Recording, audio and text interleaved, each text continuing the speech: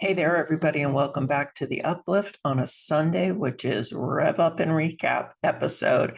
Um, ooh, everybody got so ruffled up after Friday's episode when we were doing the math from the book that I introduced you to, which was Del Toro McNeil II's book, Shift into a Higher Gear, where we did a little math equation.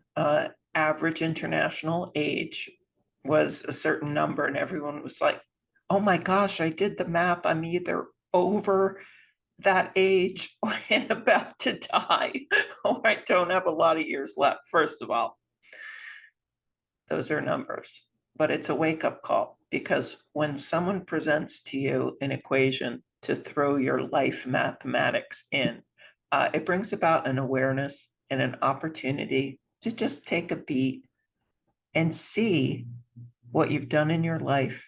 Are you happy with what you have achieved? Did you miss anything that you really wanted to do? And the fact that there's time left to do it. Okay. Now, for those of you that had like heart attacks, I looked this up last night. The average American life expectancy, American, Del Toro quoted us the international. Remember, international is global. So you have a lot of scarcity of health and food countries that are thrown into that mix. People really have a problem just getting the bare necessities of their life when you throw in the whole global view, which is why that number was so low. But I have friends in Australia, hi Australia, that tune in. I have friends in the UK, I have friends in Italy. So it's important to take the global numbers. But if you are living in the United States, you'll be happy to know that your numbers are higher than that. The average life expectancy in the United States, and it varies somewhat between male, female, what race you are, is 78 to 81 years old. Okay. So you got a couple years extra, but that's not the point. The math was not the major point. The math was kind of like that to get you to say, oh my goodness, what would happen if I left this planet and had never experienced this, that, and the other thing? What would be my biggest regrets? What is that bucket list item? And that's a really popular phrase, right? A lot of us, since that movie came out, really started being aware of what we wanted to get done. And it surprises me that the younger generations that I know have bucket lists of their own. So why shouldn't you, if you're of an older generation? That's all that we were trying to kind of promote people to stop and think about. And I got some very lovely answers, both on text or emails, but I want you to comment in the YouTubes and in the Instagrams as well. That's how we're going to build a community. So we were talking about kind of like what your bucket list items were if you had only so many summers left. What were your priorities of experiencing, right? The things you didn't want to miss out on.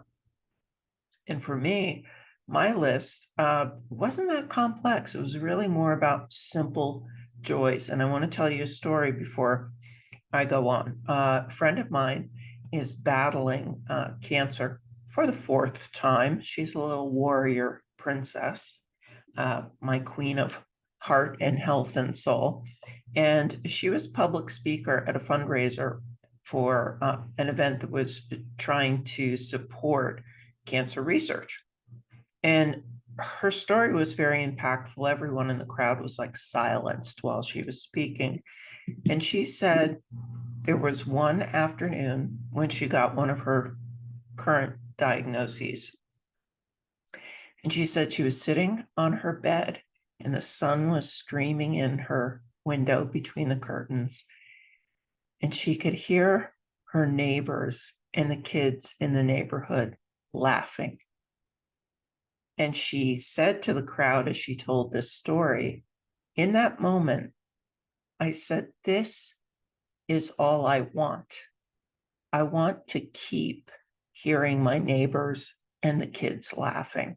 I want the chance to appreciate the very, very simple things.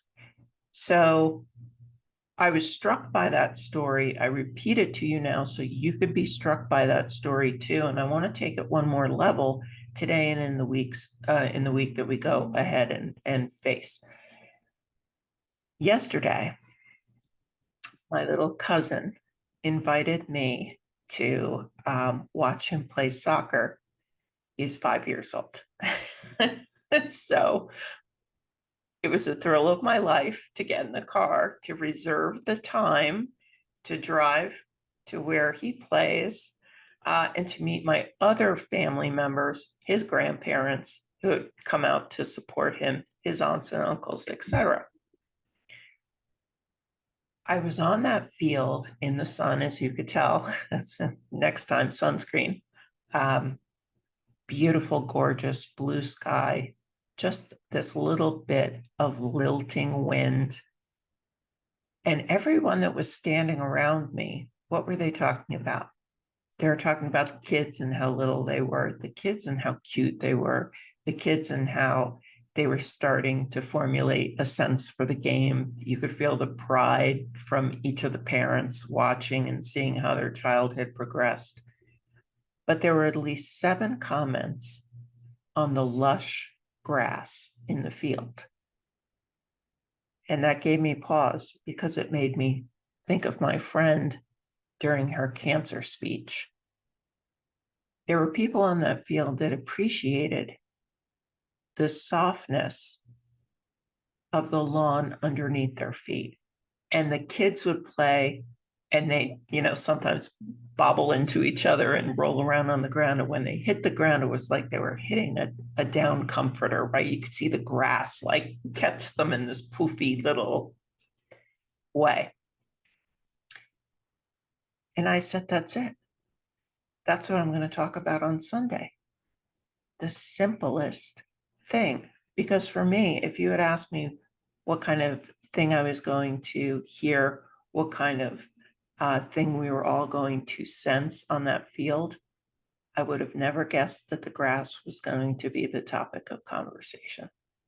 So I had on my list, if I only had a few summers left, the impact I wanted to make on other people, specifically my family and the younger members of my family, which is why I went to the game in the first place. Because guys, my house is a mess. My yard is a mess. Memorial Day is coming up. I've got weeds. I've got hours and hours and hours of ways that I should be spending my time. But I took that section and I drove down with my partner and we stood on the field for an hour and supported somebody so young and so excited in his own little quiet way that he had more fan base there than anybody else. It was a magical afternoon. And did anything happen that was out of the ordinary? No, it was all very ordinary. So I kind of want you to think about walking the walk of gratitude and observance in the week until we meet again. And by that, I mean, if I asked you, think back over this weekend, what was the simplest thing that you appreciated? And you might have to think about it, or it might have struck you like it did me standing on that field. Did you mow the lawn and you sat outside at 5 o'clock at night and you smelled that fresh cut grass? And you said, wow, that smells like summer. Was it that? Was it that chilled glass of wine at the end of the night? Was it children laughing in the street? Was it that great ice cream cone you got at the end of the day when it was so hot out, right? That little moment, that little time, I want you to write down in that notebook. If I didn't buy a notebook, buy a notebook. And I want you to write some things that you appreciated. What was the simplest? What was the simplest? The smell of the barbecue, the sound of the bicycles, the sound of, the ice cream trucks going by. It was funny. There was an ice cream truck on the field that we were at. And it's been maybe 30 years since I've seen an ice cream truck. So that was a little thing that brought back nostalgia to me. That brought back simplicity. Was it just sitting in the sun? Was it listening to the rain if it wasn't sunny where you were? I think we need to take a beat to find those small appreciations in our daily life. Those are the things that keep us positive. And that's why we're here in the first place, right? Because we all wanted to be connected with people who are ready to take a more positive spin, appreciation, observation, and gratitude for the tiny little things around us. Because this weekend was nothing short of horrific in the news. And we need those points of light to keep us focused and to keep us balanced and to keep us going. So, what were your small moments of appreciation? What was the simplest one that, thinking back on it now, astounded you? That's what I want you to think about. That's what I want you to write down. And that's what I want you to go into this week, bringing to light for yourself.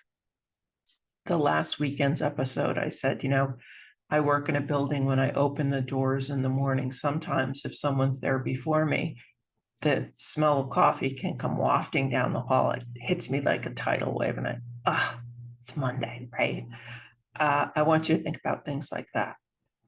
I want you to take note of things like that.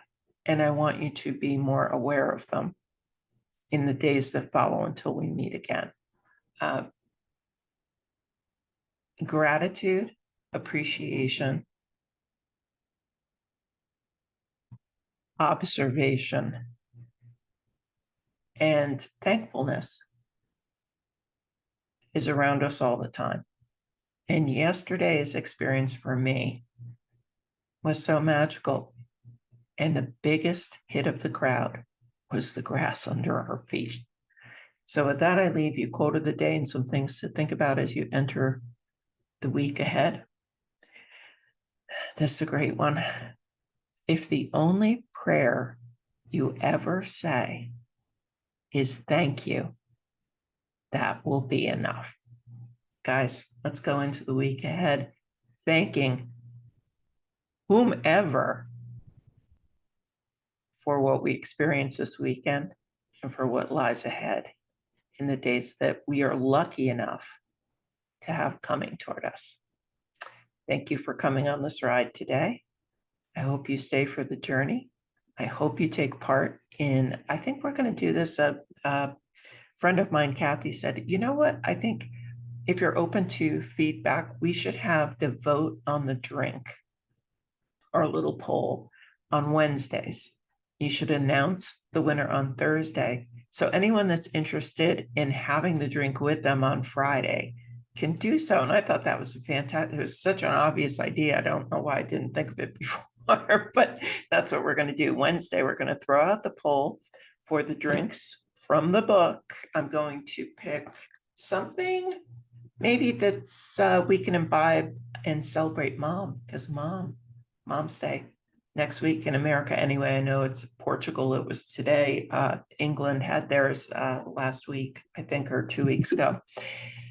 So that's what we're going to do. Next step is look out for the poll, cast your vote, and leave your comments. Guys, follow, like, give me some feedback on if this is hitting the nerve where it's supposed to, or if we want to do something else. So until next Friday on Cocktails and Conversations, take care, and I'll see you next time.